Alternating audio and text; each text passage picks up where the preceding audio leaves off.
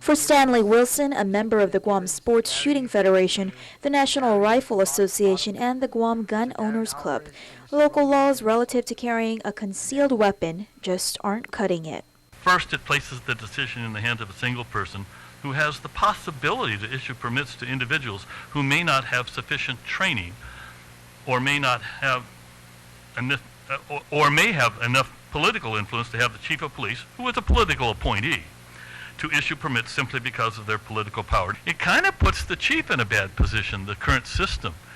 It's his kind of decision, and he has kind of poor guidelines now.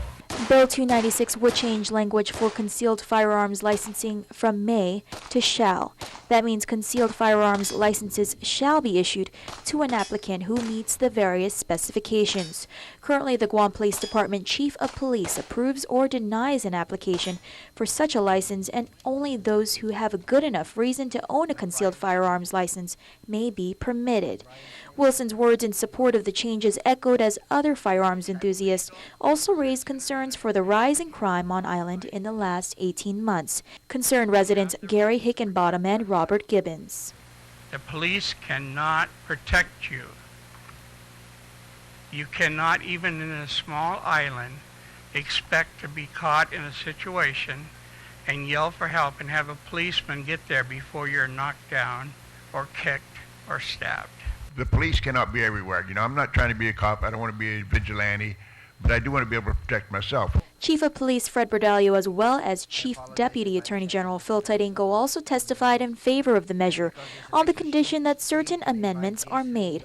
Other concerns raised include fees, training, background checks, and the ability for business owners to prohibit concealed firearms on their premises.